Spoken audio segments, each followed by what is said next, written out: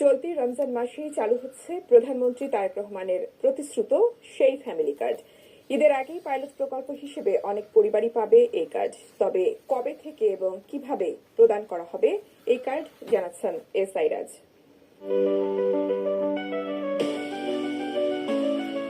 নির্বাচনের আগে বাংলাদেশ জাতীয়তাবাদী দল বিএনপি সবথেকে ঘটা করে প্রচার করেছিল ফ্যামিলি কার্ডের কথা। আশ্বাস দেওয়া হয়েছিল নির্বাচিত হলে বাংলাদেশের নারীদের হাতে তুলে দেওয়া হবে বিশেষ এই কার্ড, যার মাধ্যমে প্রতি মাসে একটি নির্দিষ্ট পরিমাণ টাকা চলে যাবে অ্যাকাউন্টে। সরকার গঠনের পরপরই দলটি তাদের বহুল প্রচারিত সেই ফ্যামিলি কার্ড প্রকল্প বাস্তবায়ন নিয়ে মিটিং করেছে।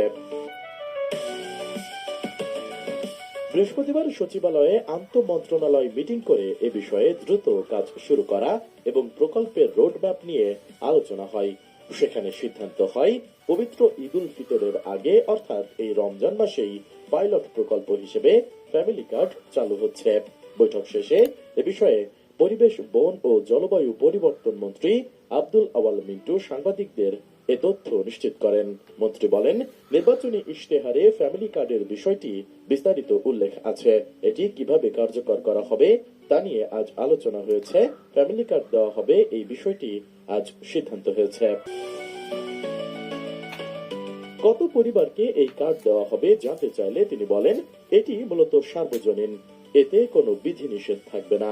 তবে একটি কমিটি করা হয়েছে হতদরিদ্র থেকে শুরু করে পর্যায়ক্রমে দরিদ্র ও মধ্যবিত্তদের এই সুবিধার আওতায় আনবে।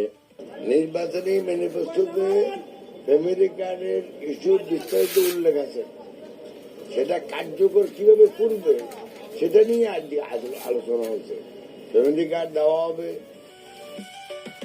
এই রমজানেই এটি চালু হচ্ছে কিনা এমন প্রশ্নের জবাবে মন্ত্রী বলেন, ঈদের আগেই পাইলট প্রজেক্ট হিসেবে এটি চালু হবে। তিনি বলেন, আমাদের প্রধানমন্ত্রী চান পাইলট প্রজেক্ট হিসেবে অন্তত ঈদের আগেই এটি শুরু করতে।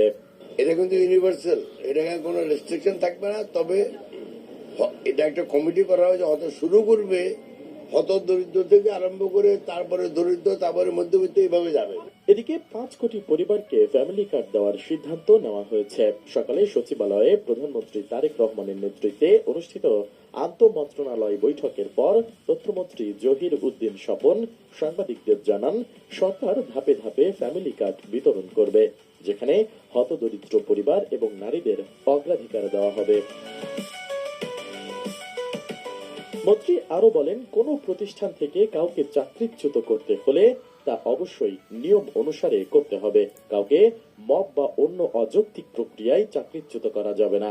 বেসরকারি প্রতিষ্ঠানের ক্ষেত্রে কোন সাংবাদিকদের চাকরি গেলে বিষয়টি তথ্য মন্ত্রণালয়ের কাছে জবাবদিহি করতে হবে।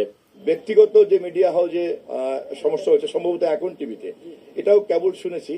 সংশ্লিষ্ট যারা সংক্ষুব্ধ যে কয়জন এবং এখন টিভির মালিক পক্ষ, আমি উভয়ের সঙ্গে কথা বলে বিষয়টা একটু ভালো করে বুঝে সমঝোতার মধ্যে সমাধান করা যায় কিনা উদ্যোগ। এ সময় কৃষিমন্ত্রী আমিন উর রশিদ বলেন, এখন পর্যন্ত সিদ্ধান্ত হয়েছে ফ্যামিলি কার্ড হিসেবে নগদ টাকা দেওয়া হবে। ফ্যামিলি কার্ড পাওয়ার ক্ষেত্রে হতদরিদ্র ও নারীদেরকেই অগ্রাধিকার দেওয়া হবে। ফ্যামিলি কার্ডের ভিতরে যে যে সুবিধা থাকবে এর ভিতরে এখনো একটু ইয়াতে আছে, আমরা ক্যাশ টাকাতে যাবো, স্পেশালি মহিলাদের এবং ক্যাশ টাকা। এছাড়া এ বিষয়ে সমাজ কল্যাণ মন্ত্রী AZM জাহিদ হোসেন বলেন, ফ্যামিলি কার্ড বাংলাদেশ জাতীয়তাবাদী দলের একটা নতুন উদ্যোগ। প্রধানমন্ত্রী তারেক রহমান 2.5 বছর আগে থেকে এই প্রকল্পের কথা বলে আসছেন। এখন সরকার গঠনের পর এটি বাস্তবায়নের দিকে যাচ্ছে বিএনপি। ঈদের আগেই তা শুরু করা হবে বলে জানান তিনি। কত মানুষের হাতে এবং কত টাকা করে ঈদের আগে পৌঁছানোর টার্গেট এমন প্রশ্নের জবাবে মন্ত্রী বলেন, ফিগারটা এখনো ঠিক করা হয়নি, কিন্তু বিভিন্ন প্রকল্পের মাধ্যমে এখন মানুষ যা পাচ্ছে তার থেকে বেশি হবে।